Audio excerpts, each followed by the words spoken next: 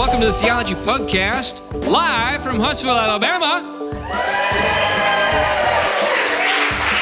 We're very grateful once again to Trinity Reformed Church for sponsoring our presence here, and we're also grateful to Preservation Company.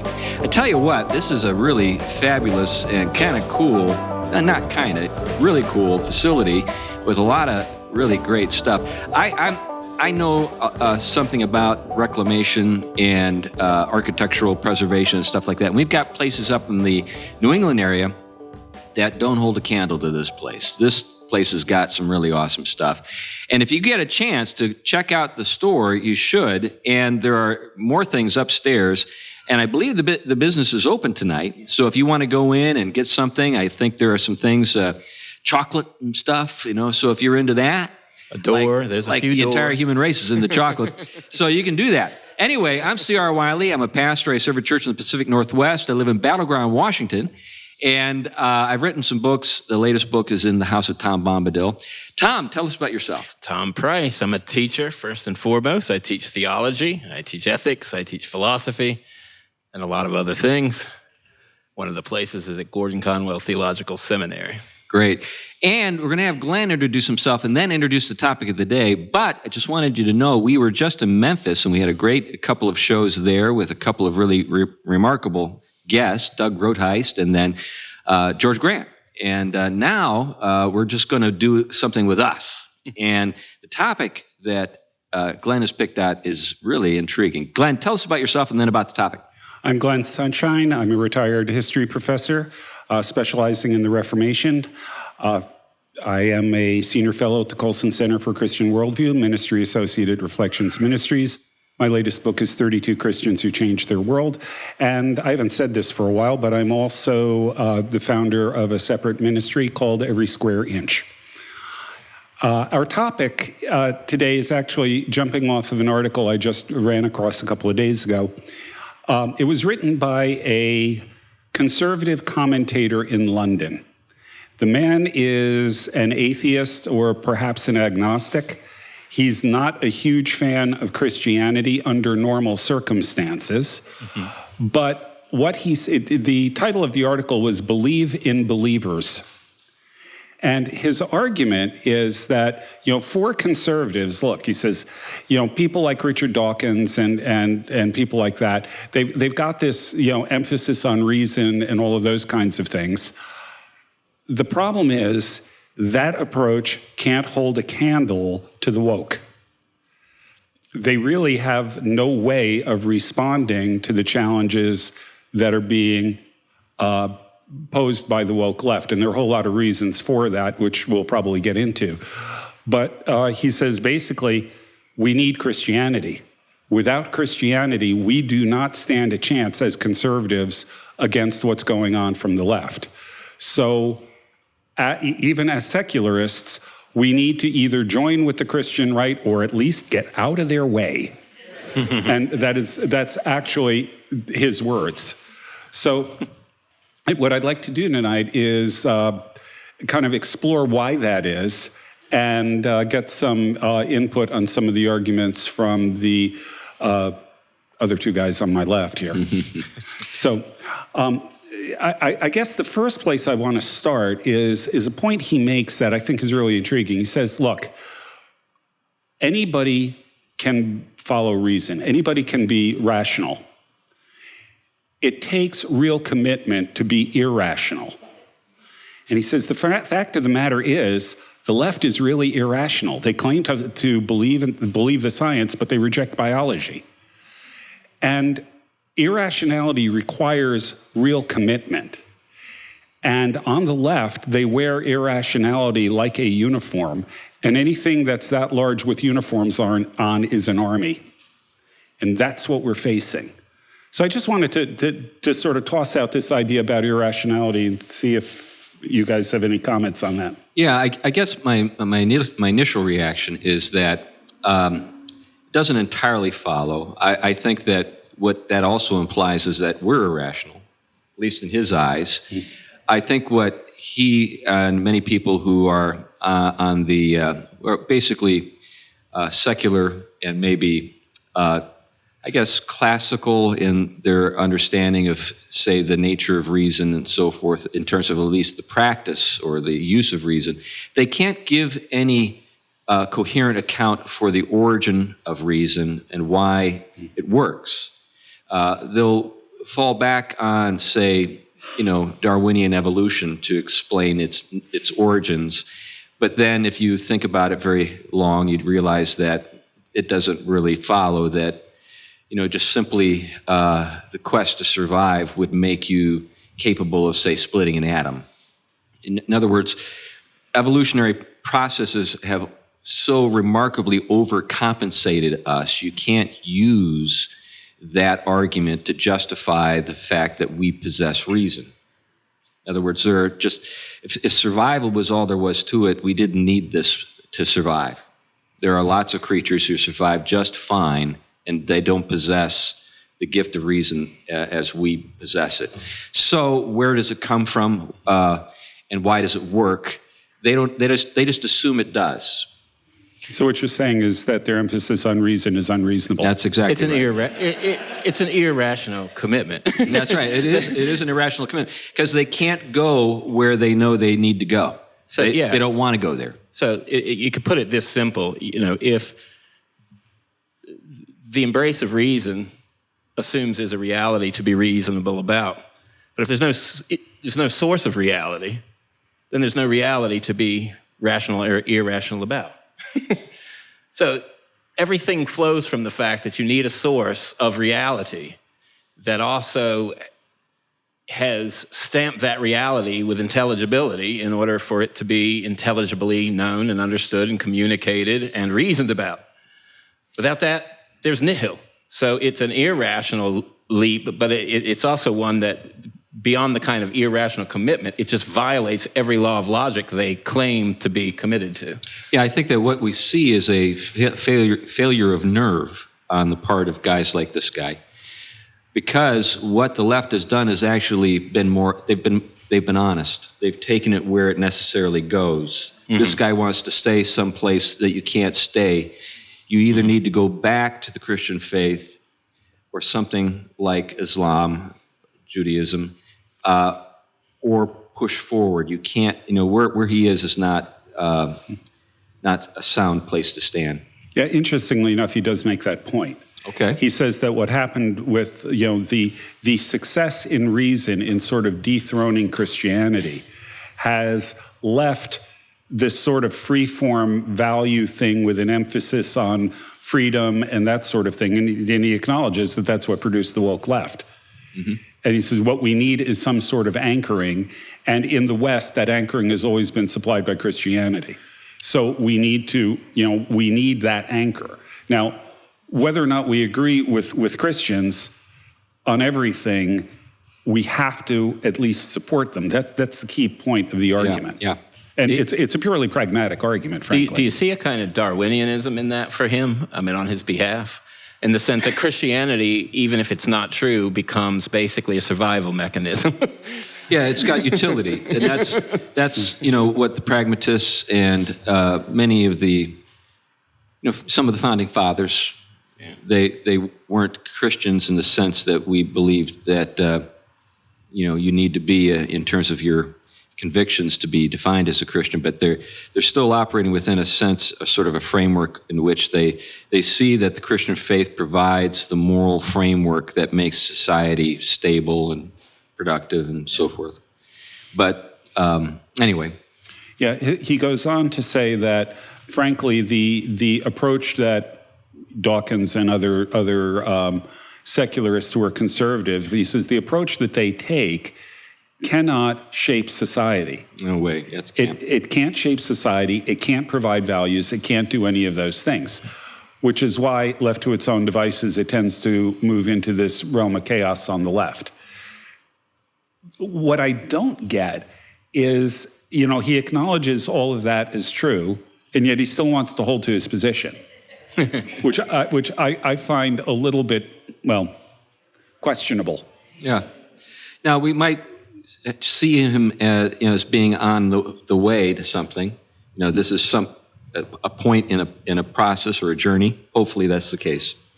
Yeah, actually, he's not the only one. I've run into a number of new atheists who are making essentially the same argument. Yeah, we need to recover Christianity. We need to be Christian atheists, if nothing else. Yeah. Well, that's basically it. That's basically it. Yeah, and that's something that we as Christians who emphasize the importance of faith and having your heart in it have a hard time reconciling ourselves to, and that's good that we do. But let's say we win. Let's say that the Christian faith returns to the pride of place that it once possessed, and it does shape the larger framework within which our society, examines itself and thinks about the good life. There are going to be a lot of insincere people. Yeah. And we got to get used to it. Yeah. I think, what they idealize, often like Dawkins and figures like that, is sort of the Victorian era that was starting to put a great privilege on science, criticizing the cultural Christianity, all the while needing it to hold everything in place. That's sort of what they see as the good return. So I guess what I'm getting at is we need a kind of theology that's capable of asserting the values are true because they're true, not because we believe them. Yeah. And it's great to believe them, and you should. Yeah. But there's still the values that are shaping our society, and that's a good thing, even if people are hypocritical. There's La Rochefoucauld, his famous quip, hypocrisy is the homage that vice pays to virtue. Do you really think all those woke people are sincere? No. Most of them are frauds. They really are. They don't really believe in the equality they talk about. Right. Vivek Ramaswamy, who's a billionaire businessman, actually running for the Republican nomination right now, did a book a couple of years ago called Woke Inc., in which he sort of pulled back the curtain on woke corporations and basically said, look, these guys are incredibly cynical. They don't believe any of this stuff. It's all just marketing ploys. And he names names. And he knows all these guys. He's just really telling you what happened. Not surprisingly, for some reason, the book disappeared. It never got the airplay that it should have. But yeah, we've got to recognize the issue of hypocrisy here. But there's another side to this. If we really believe that Christianity is true, that it's not just a matter of, this is what I choose to believe. It is objective truth. And if we believe that God is good, what follows from that is when God tells us a certain way to live, that's going to be the way that's going to cause human flourishing. And we promote it as such. Right. And if, in fact, we love our neighbor, we must promote it. And whether or not they accept the faith, out of love of neighbor, we should hope that they at least adopt cultural Christianity, because that will result in their best life, at least in this world. Now, we want them to come to faith, of course, but this is why we should be promoting these things. We have, in other words, a foundation for the ethical ideas that we are promoting in society, a foundation not simply because we believe in God, but because we believe in absolute truth, and absolute truth includes issues of ethics. So let's just kind of as a thought experiment, let's say we're in the 19th century, when Hindu men died and their wives would throw themselves on the pyre, sati, I think is what it was called, right? The Christian, the Brits, who were the colonial power in place, they put a stop to it. And they didn't care whether or not the women who threw themselves on the pyres were sincere or not, or believed that it was wrong. They just told them, this is wrong. Or the men who were throwing them on, they just said, you know what, you're not going to do that anymore. Yeah, actually, there's a great quote from one of the British governors or something in India. He said something to the effect of, well, you have a custom that you burn widows on the funeral pyres of their husbands. We British have a custom that we hang people who do that. And we're going to hang you if you do that. We're going to assert our values here. Yeah. Is not Relativism, Inc. Yeah, one of the interesting things, going back to something you said earlier, continental atheists work by a really different set of rules than British atheists do. The continental atheists, if you read the ones in France or Germany, will frequently sort of sneeringly describe the British atheists as Christian atheists. And the reason for that is because they're trying to hold on to Christian morality and Christian virtue and all of those kinds of things while getting rid of Christianity. The continental ones are a little bit more honest. They're saying, look, we can't just simply adopt Christian values. What we need is a whole new foundation for values, and we need to follow that wherever it leads. Yeah, that's what we see with Sartre and with Nietzsche.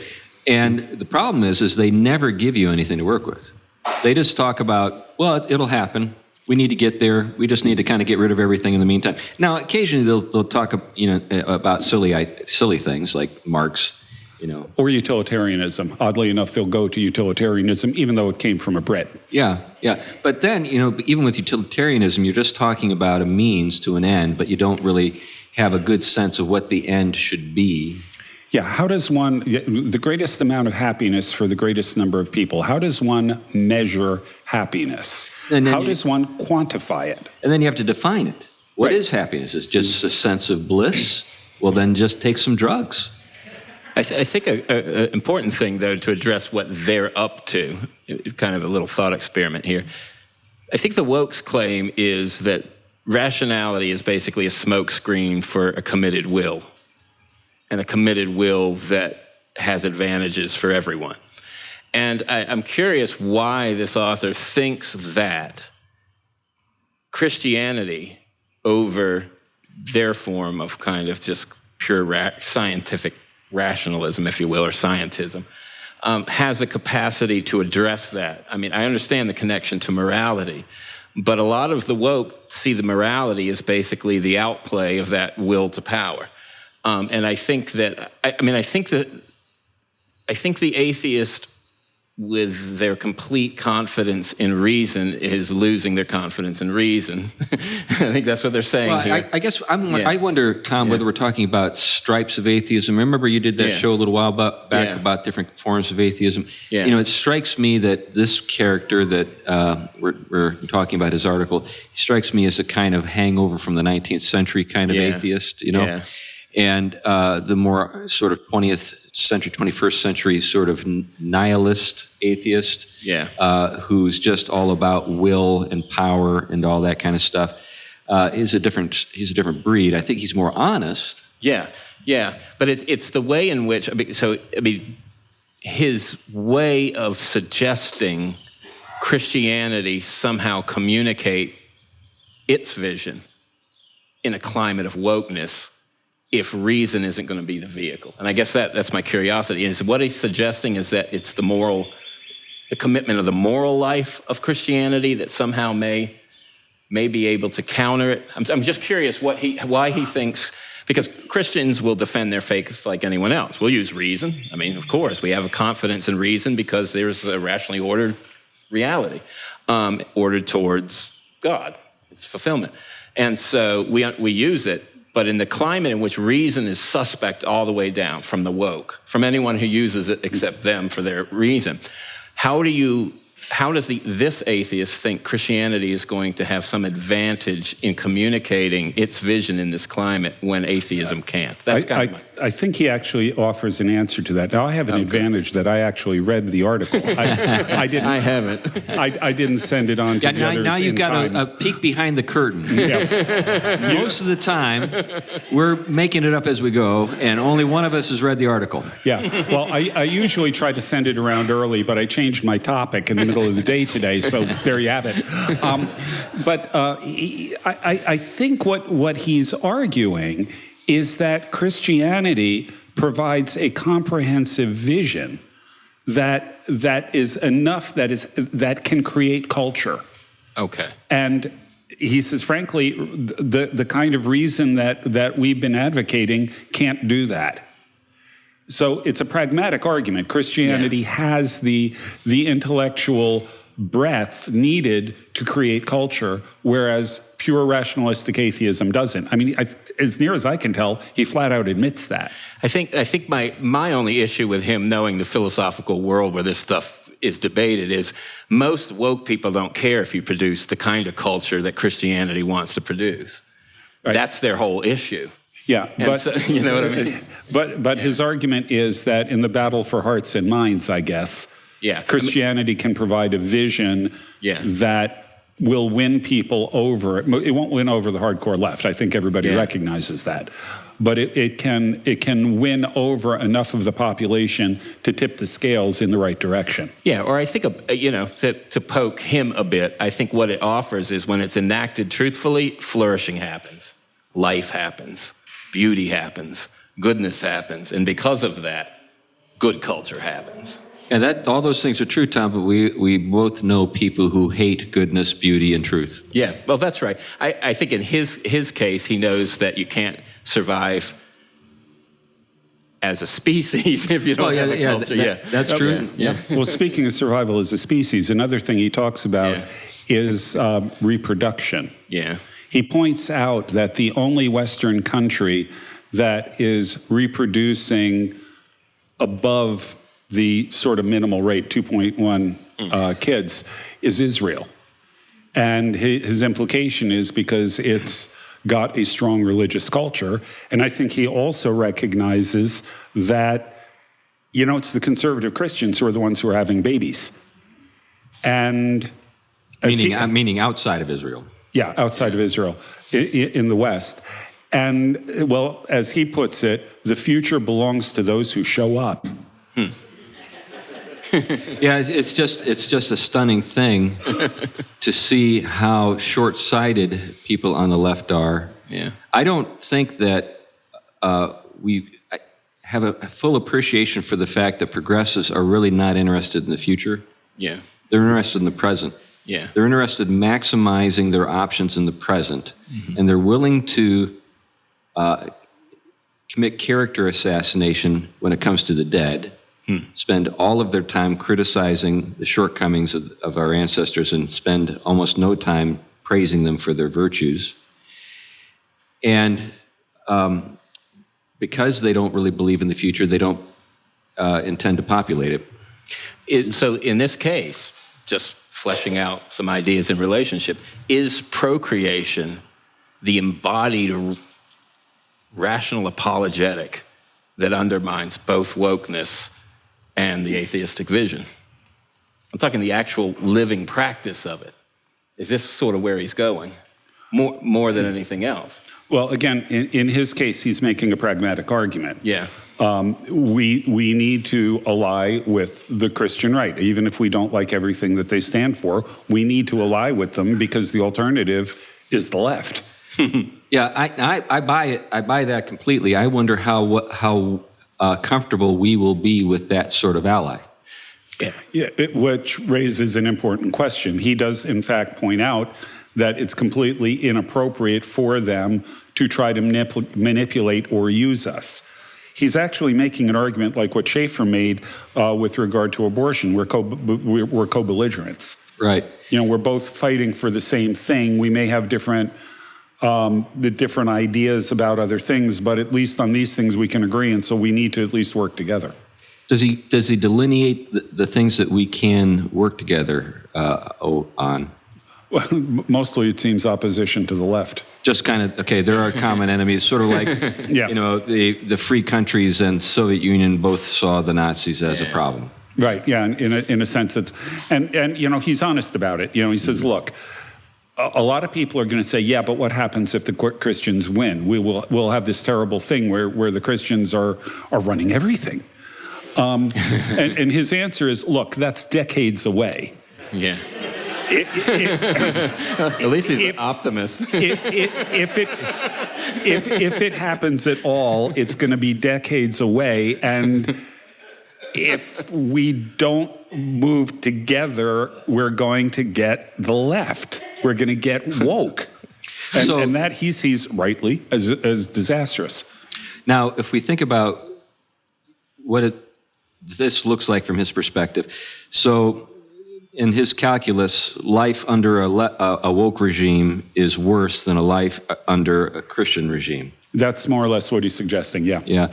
Let's think about that a little bit. Why would that be the case, seeing as the left is as, atheistic as he is? What would he see us providing that would make life better for a person like him? Yeah, did he get into that, or do you have any thoughts? Again, he didn't go into any details, but one of the things he's really disturbed by on the left is its irrationality. He doesn't realize where his own holes are. Yeah. But, the idea that believe the science but ignore biology is one specific thing he mentions. Right. And he talks about the whole SOGI stuff, sexual orientation, gender identity.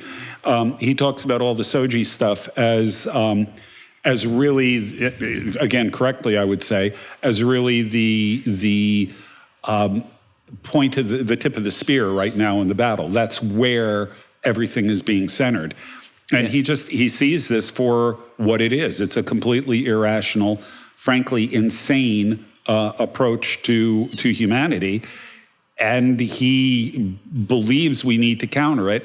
And he thinks the only way to do that is, frankly, Christianity. But it's interesting, though, because here we have what the woke has done to them is what they ended up doing to Christianity in many ways. It's basic scientism. It's delegitimizing them it's making them a non-legitimate authority.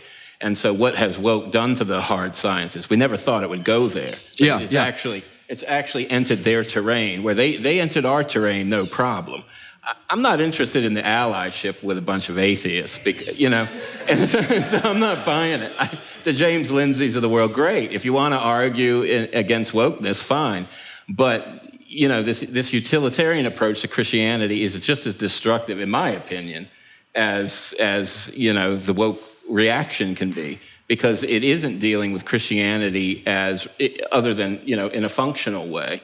And Christianity as a functional way is what ends up leading to kind of wokeism, if you will. It's Christian liberalism continuously ripped from its Christian heritage and replaced with a much more radical and destructive vision. I mean, Glenn, you've talked about many times the way in which woke takes sort of Christian elements, concern of justice and this, that, and the other, but re-narrates it in something that is completely non-Christian, even while utilizing language that rationally would never be connected to that radical narrative they have. And I think this person may be recognizing the dethronement of their cultural legitimacy as atheists, because somehow an atheist thought they could have Christian values and scientism control the center.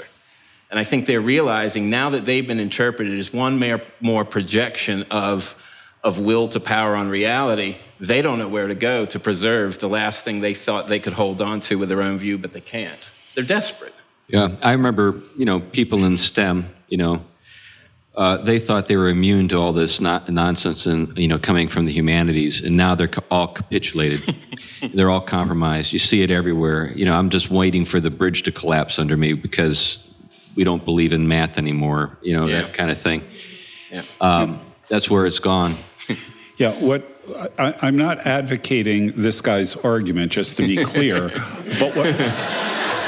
but what I am trying to explore is that this entire fact that suddenly these people into scientism and atheism, the people even like Dawkins and some of these other guys who have been attacking Christianity and saying religion's everything that's wrong with the world, they're beginning to say, yeah, maybe we got that wrong.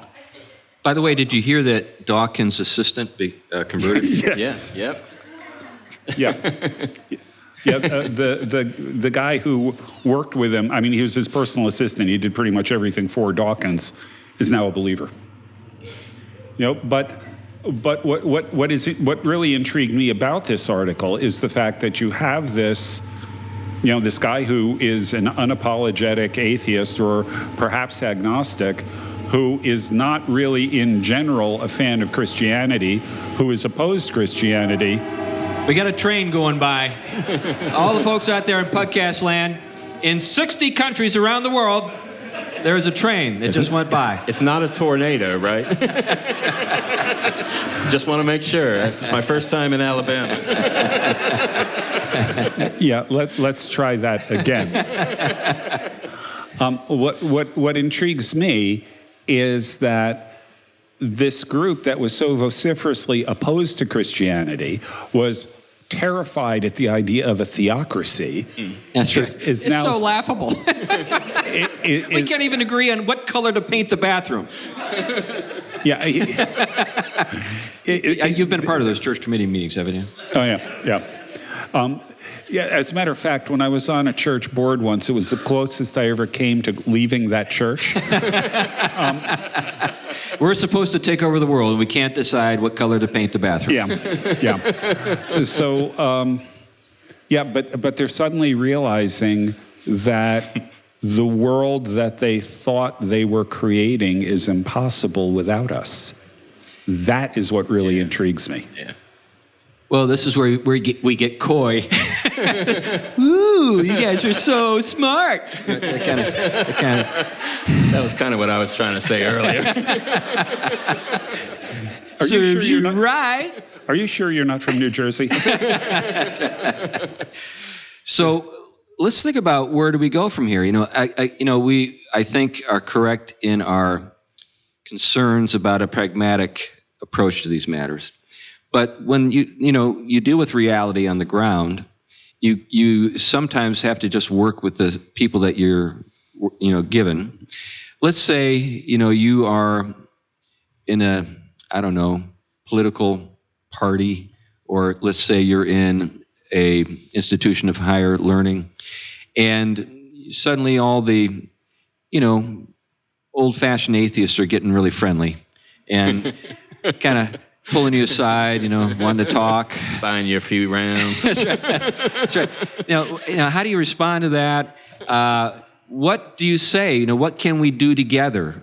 Or do we just say, guys, just sit on the bench, watch us, and see what happens? Or do we actually say, yeah, there are some things we can do together? And what would those things be? Yeah. Any ideas? Well, I would say that there are all kinds of practical things that are possible. Yeah. Just got like the train again. Just like the train in the background. Are you sure that's a train? That's right. So now, one of the things that's important to know for folks who are outside the United States, we are in Tornado Alley here. So, are there any trailer parks nearby? That's right. There goes one now. Did you know 90% of the tornadoes in the world are in Tornado Alley in the United States? It's actually the truth. We are like Tornado Central. It's a little side fact. Yeah. That's right. And did you know that on the Pugcast, we often go off on rabbit trails? So sorry to get you off track there. Yeah, well, derailing me? It just gets worse and worse. Yes, I have occasionally had large iron girders dropped in front of my train of thought. So that was superlative. Harkening back to another show. Yeah.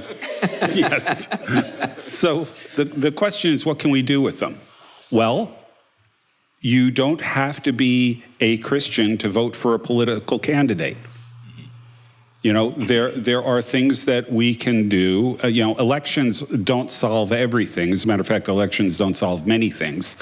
But there are things that, at times, who's in office matters. And there is no reason why we can't team up with Muslims, with atheists, or whomever to promote candidates that support our viewpoints. There's no reason why we can't work with people who are, who differ from us, who aren't believers, but who want to accomplish parallel things, similar things within society, getting pornography out of school libraries. There's no reason why we can't do those kinds of things with them. Yeah. So it's commitment to the common good. I mean, a shared commitment to the common good and standing against evils we both can recognize are evil, and utilizing reason and all the other tools we have to go about it. I do kind of appreciate the fact that they're recognizing things we've been saying for years, and they recognizing that, ethics unmoored from a transcendent vision like Christianity end up leading to woke rather than, There are remarkable things that are happening all over in the world of, the public, when it comes to public intellectuals, people who have been known to be antagonistic to the Christian faith for decades are now reading the Bible and seeing its wisdom. There's all sorts of stuff that's going on that we couldn't have anticipated. Yeah. I've talked about, and we've talked about before, how COVID was kind of an apocalypse. And it revealed to us that some of the people that we thought were our friends weren't. Yeah. And we're also seeing that some of the people that we thought were our implacable enemies perhaps can be our friends. So it's a strange time that we live in. Just think about the book Dominion, because this ties in. Tom Holland wrote a book entitled Dominion. Here's an atheist, an historian, who understands what life was like in the classical world, and he concedes that the only reason why the world is better today than it was then is the Christian faith. Yeah, you can look at Luc Ferry, who's a French atheist who wrote a book on the history of thought, and he included a chapter on Christianity. And all of his fellow atheists were saying, what are you doing? This doesn't belong here. And he said, well, I really wish I could have left it out, but I can't. Because it is critically important for so many of the ideas and values that we have today that we can't get there without it. Now, here's a problem, though, and we're kind of red-faced when we think about this. Do we have a great deal of confidence in our church leaders? And I mean not just in our local church leaders, but in church leaders, at other levels, higher levels, so to speak, to be able to carry the water when it comes to these matters. I was just at an academic conference. World-class intellectual was there and was commiserating over the problems that we see in Western society, and he just kind of threw up his hands and said, we should be able to look to the church, but can we do that? He said, no, I can't see anything coming from the church that gives me any reason to believe that the church is able to rise to the occasion. Unfortunately, I think that's a pretty sober assessment. I think that's actually accurate. Without going to atheists, who I think, I think we can, to some degree, work with, let's look at a Jungian like Jordan Peterson. There are all kinds of problems with Peterson. But he's saying a lot of the right things. And he's reaching an audience that, frankly, we have done pitifully at reaching. And the question is, can we work with the things that he is producing and orient them in a more accurate direction? I mean, I'm not going to give you a wholehearted endorsement of Peterson, but I think he is actually in many ways an effective ally. And someone who should make us feel ashamed of ourselves. Yeah. So, the body or the group of people you're talking about are young men. Right.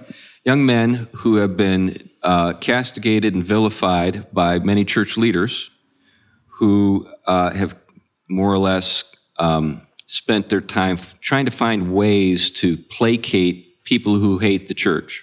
Mm-hmm. That's it. Rather than looking at that demographic and saying, that's our future, that's an opportunity, this is a group of people who've got great potential and ought to be addressed.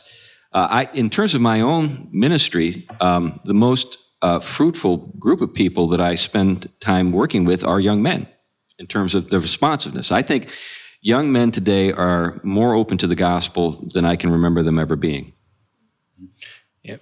And there's even a slight attraction to it because the typical gear, especially with younger men who've been basically marginalized and left out of the picture and blamed for every kind of sin known to humanity and having to suppress their will and everything and take a back seat, is there is a certain kind of rebelliousness that the Christian faith and its subversion of, fallen reality is is an open avenue for them right now. They understand what it means to be on the outside, and then they see Christianity being pushed to the outside, and they're starting to say, wait a minute, there's a congruity here. A certain kind of Christianity. Let's be clear. Yeah. Right. Mainstream, the main line has shut itself off from young men for the last 50 years or more. Yeah. And increasingly, the mainstream evangelical world has done the same. Yep.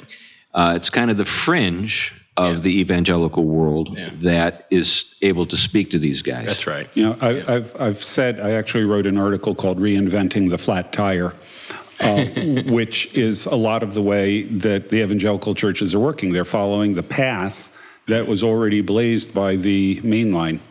Yeah, and they think they're going to get different results. It's just absolutely stupid. Right. I don't actually think, I know many of these guys. So this isn't like a hypothesis or an hypothesis or a straw man. I know these guys. I can give you names.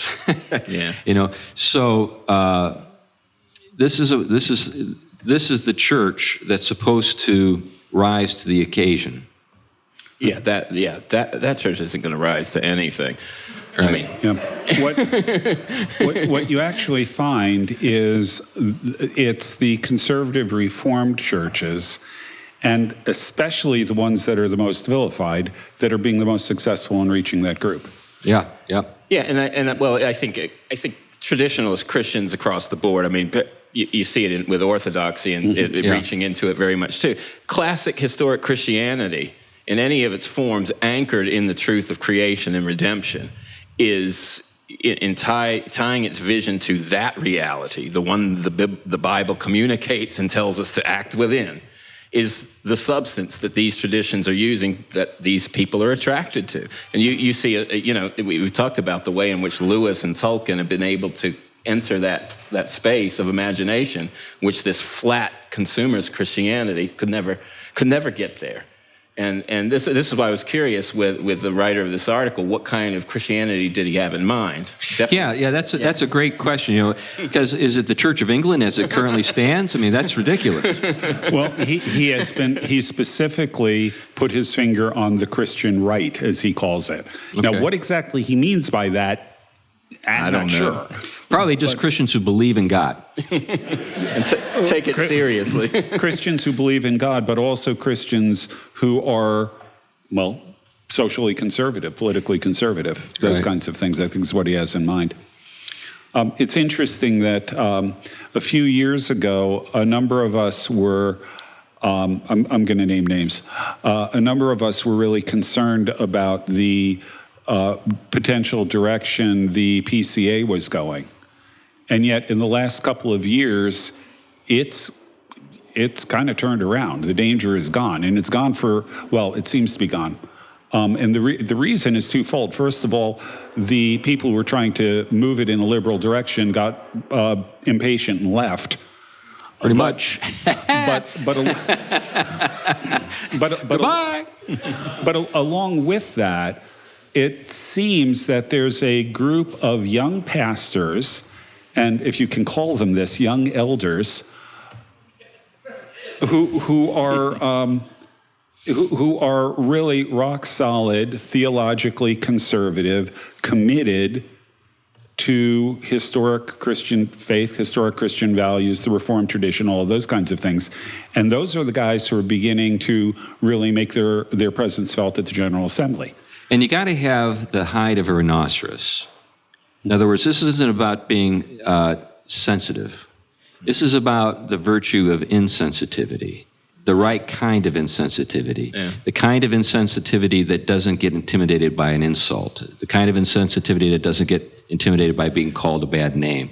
And it's not just in our circles. I think about a guy like Calvin Robinson, in the Anglican world. Yeah. Here's a guy, he's great. I don't know if you're familiar with Calvin Robinson, but he's a young black Englishman with a huge fro. He's tall, and he's basically chastising the Church of England in public every week on his, news I see a lot of you nodding your heads, so you've heard of him, and he's great.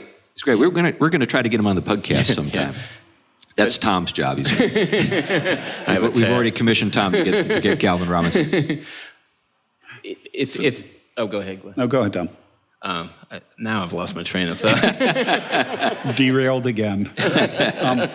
Okay, yeah. So the point being that what we're going, for years people have been talking about the fact that the liberal churches are shrinking and conservative churches are growing. You would think that evangelicals would have learned from that. By and large, a lot of the evangelical world hasn't. Now, there are bright spots in it. I mean, this isn't across the board.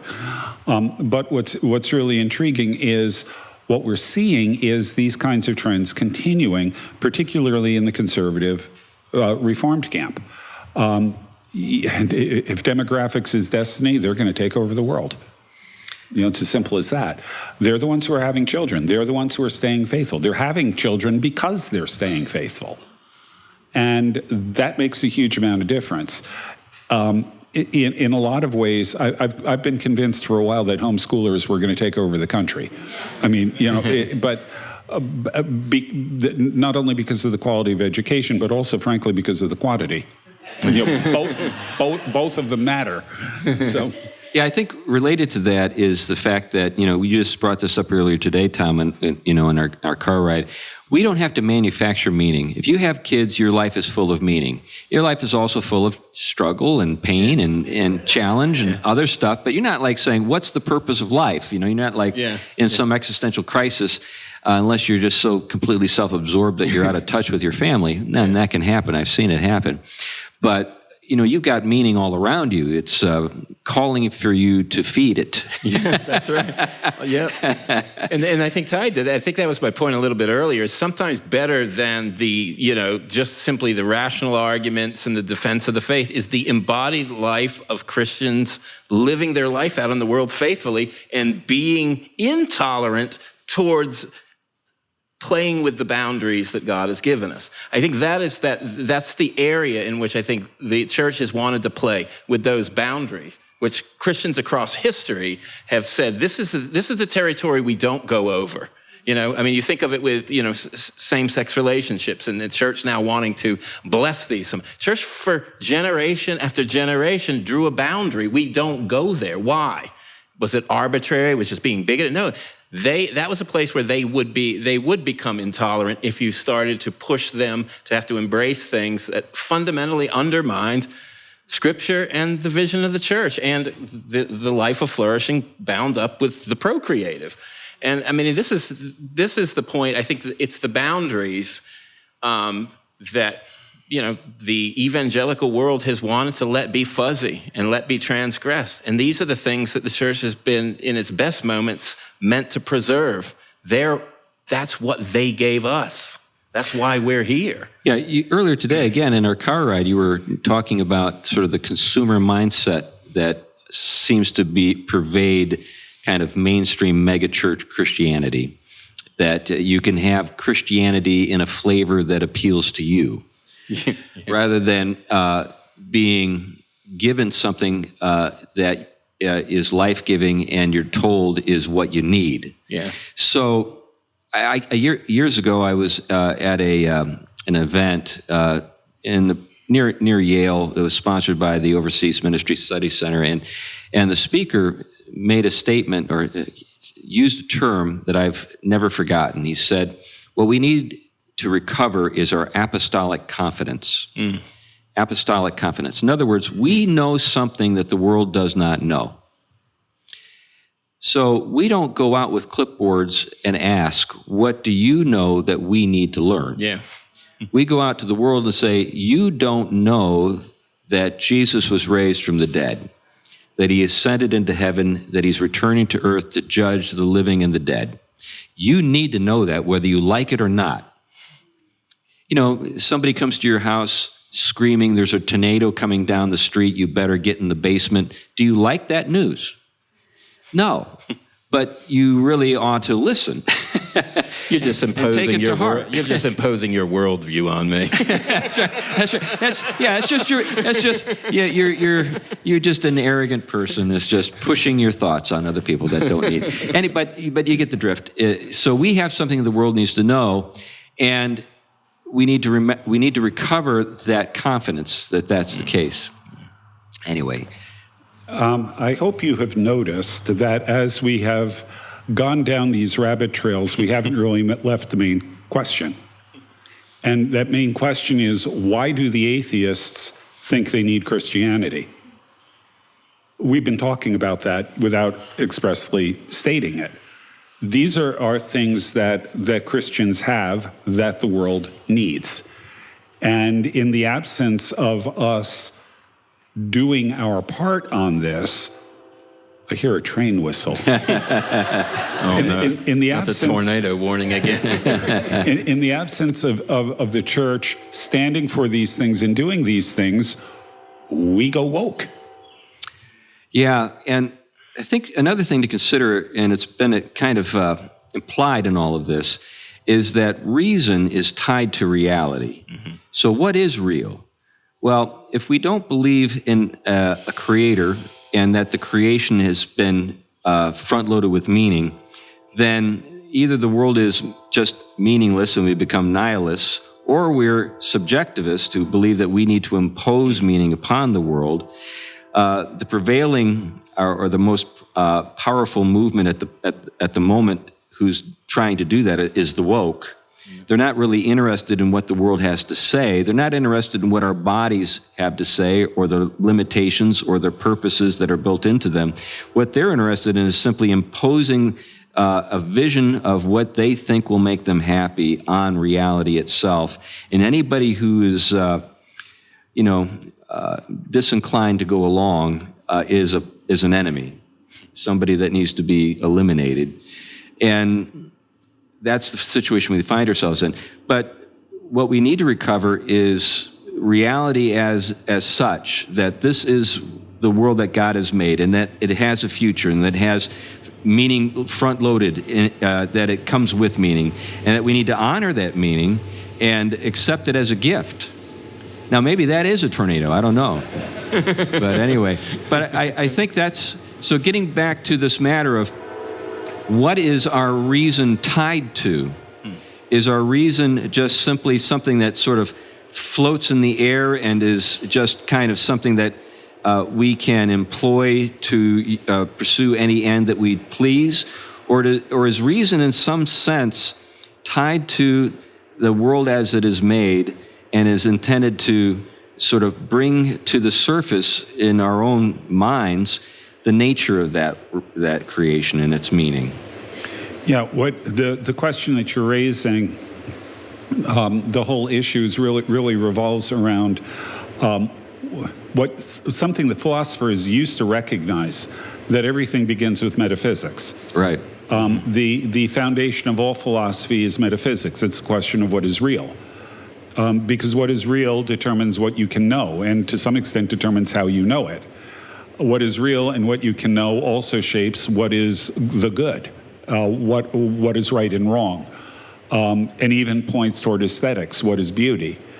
So the metaphysical foundation is really critical, and the medievals understood this. The metaphysics was the centerpiece of all medieval theology because of that central role. Now, philosophers, by and large, have turned away from this and more or less rejected metaphysics altogether as something unknowable in many cases. But that point that reason has to be tethered to reality is really critical. And this, again, is one of the areas where the woke, particularly in the itsoji dimensions, really falls apart, because reality contradicts all of the things that they claim to be true about sex, about gender, about even what appropriate sexual relations are, all of those kinds of things. Reality points in a very different direction. But because of their rejection of fundamental aspects of reality, they go off the rails. Now, the problem is the the atheist, even the conservative atheist that we've been talking about here, doesn't have an adequate foundation in his metaphysics to support reason or any of the other things he wants to promote. And that, again, is one of the tremendous advantages Christianity has over these, that we have a coherent view of all of these things. We understand the relationship between them because we have a solid foundation for metaphysics. There's a version of pragmatism known as consequentialism, which maintain that the only way we can know whether or not something is right or wrong is the anticipated consequences, so that we can, determine based on what we think will be the outcomes, whether something is good or bad. Now, there are a lot of problems with consequentialism as it's normally understood, but there is a kind of consequentialism that has always been part of our understanding of the world as theists, and that is God will judge. There are consequences, and our unbelief, our hardness of heart, our sensuality, our sinfulness, our selfishness, all these things are subject to God's judgment, and they will be judged. And we're I think, seeing this. And one of the things you see in Scripture, of course, is when God judges, it doesn't always come about, or the judgment doesn't always look like fire from the sky, brimstone and so forth. Sometimes it's just God letting you do what you want to do, and then just giving you over to the consequences, kind of the just logical consequences of your behavior. And what you find is that you're miserable and dead, spiritually and often physically. And what we're experiencing right now is decadence, decay, social decay, and we can all feel it, and we're all sort of anxious about it. And I think it's evidence of, just kind of the fact that God has given us over to our lusts and said, okay, if that's what you want, go for it. You're not going to like it. And we're experiencing that now. I think you hit on something I think you hit on a core way of entering into our witness in this time, because I agree 100% with everything Glenn just laid out. I think we need to have our commitments there and continue to promote that. It's sort of like we had Mike Hamby on one point and says, what if they don't accept the fact that we're committed to truth? You still stay committed to truth. And it isn't about whether the pragmatic results works in your favor. But on the other hand, in a world that doesn't care anymore, the woke world, about a worldview that's consistent or rational or coherent, we can say all day we have the most comprehensive, best worldview, and if they don't care about that, they don't care about it. But what you just hit on is the complement of what Glenn was just saying. That worldview, grounded in reality, is one that produces life, meaning, and all of this as its natural fruit. The other produces death, hell, and the grave. So we're back to the New Testament. We're back to in Christ is life, out of Christ, death, hell, and the grave. We're back to where it's always really been. And this whole notion of developing out the theology of life that Scripture says, I think is probably one of the most profound forms of witness. When we enact it in the world, even if it gets persecuted or resisted or rejected or labeled, it nevertheless produces life as the consequence. And therefore, it's not consequential, it's teleological. It does it because it is anchored in reality, and it bears fruit. And that is, you look at the New Testament, follow this life, it's going to bear fruit. If you remain in him, what happens? You bear fruit. Fruit that can't be produced naturally, right? But nature, in its openness to the transcendent God that we worship, produces something in the world that isn't of the world. And it's the riches we have, love, joy, peace, long-suffering, all of that, which they don't have access to. We're the only ones who do.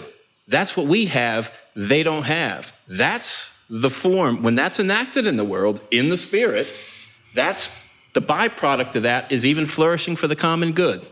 The byproduct of that is we've taken riches from heaven and brought it into earth in the limited form, even if it's resisted, as the first fruits of the kingdom. And I see that's the most profound way of witnessing in this time when rationality and coherence may not be open to them.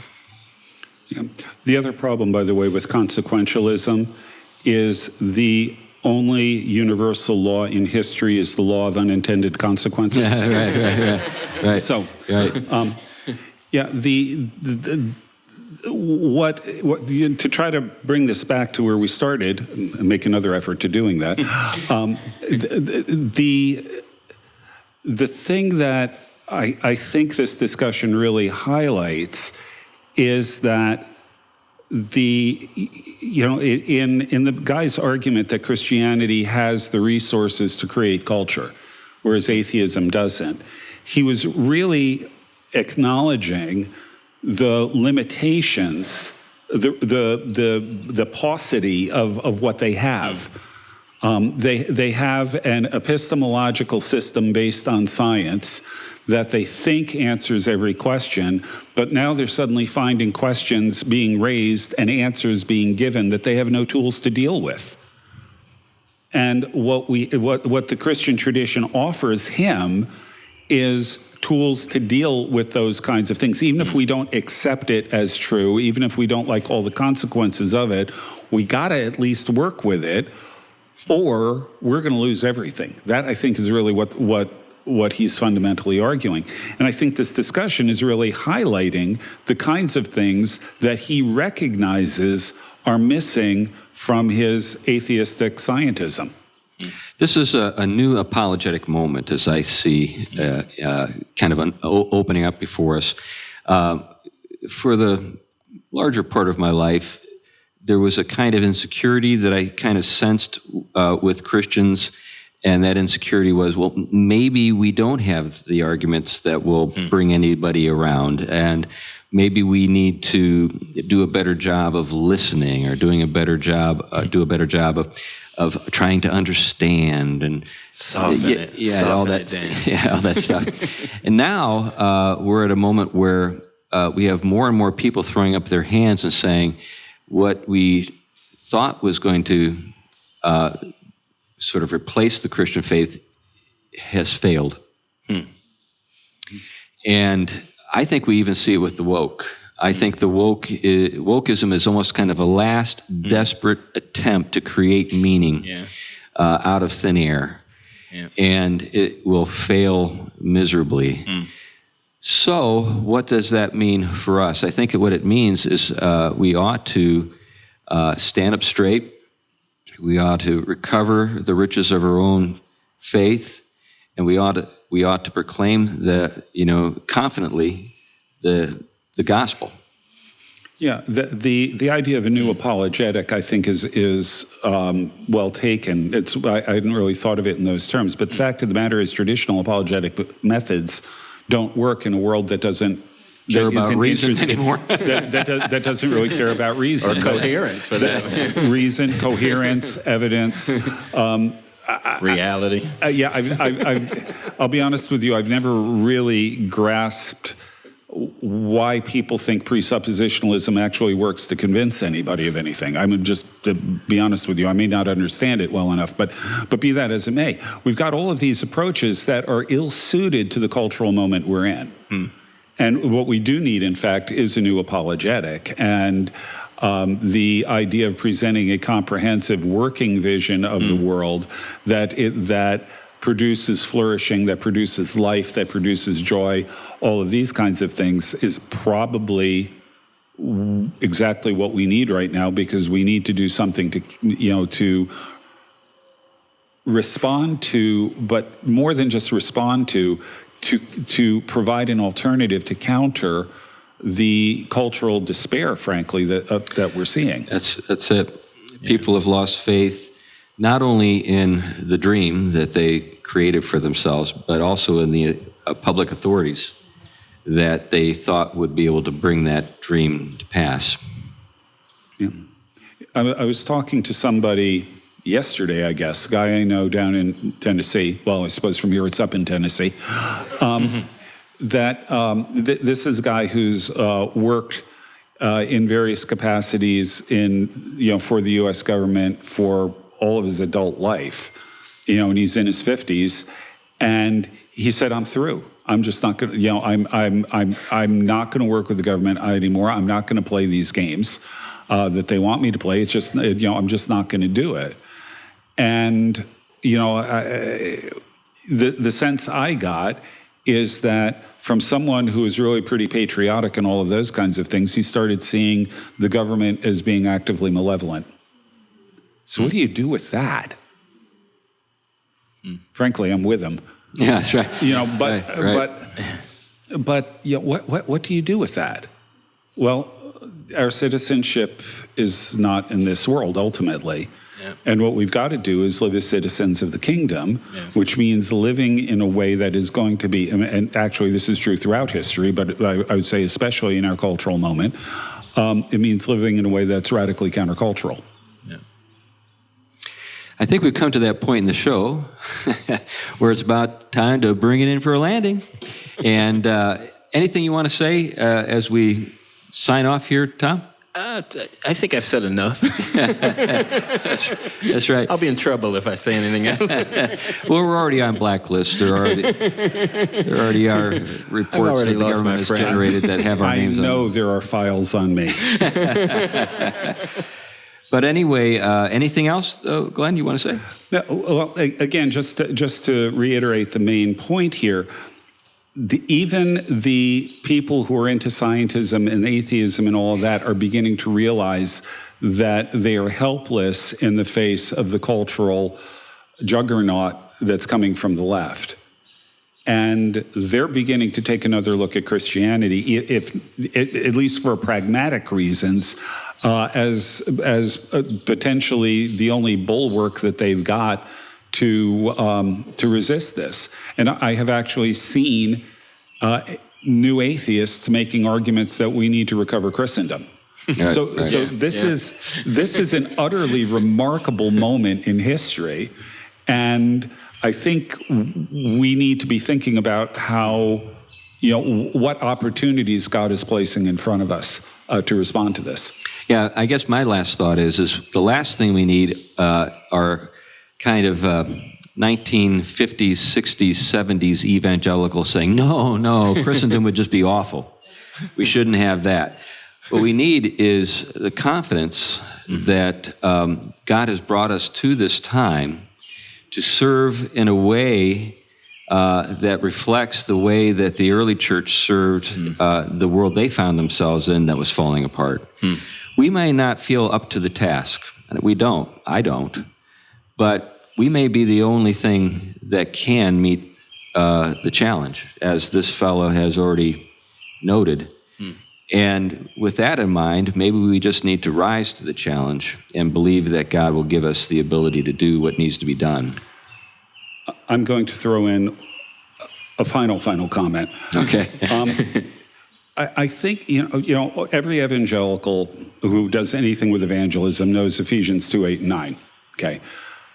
What we need to pay attention to is what follows. 10. Ephesians 2:10 says, "We are his workmanship, created in Christ Jesus for good works, which God prepared ahead of time for us to do." What that means is that God has prepared works for us to do at this time, in this present moment. We are the people God chose to put here and gave us things to do here, right now. We are the people that God wants to respond to this cultural moment. And are we up to the task? No, we're not, but the Holy Spirit is. Yeah. Right. So that's where, we can't afford despair. Despair is a sin because it denies the sovereignty of God. Right. And in God's sovereignty, he put us here at this moment for a purpose. And we just need to get about doing the good works that God has prepared ahead of time for us to do now. Right. Anyway, with those thoughts, thank you for listening to the Theology Pugcast. We want to thank again the good folks at Trinity Reformed Church for sponsoring our event tonight. We want to remember the folks at Preservation Company and thank them for this marvelous space to meet in. And we want to thank you for your ongoing support. Thank you to all those folks out there who give to us on a monthly basis through Patreon. If you're interested in becoming one of ththose people, there will be a link in the show notes that will take you to our Patreon page. And if you want to help out meeting the ongoing cost of the show, we'd really appreciate that. But anyway, that's enough for now. Bye-bye. Bye-bye. Bye now.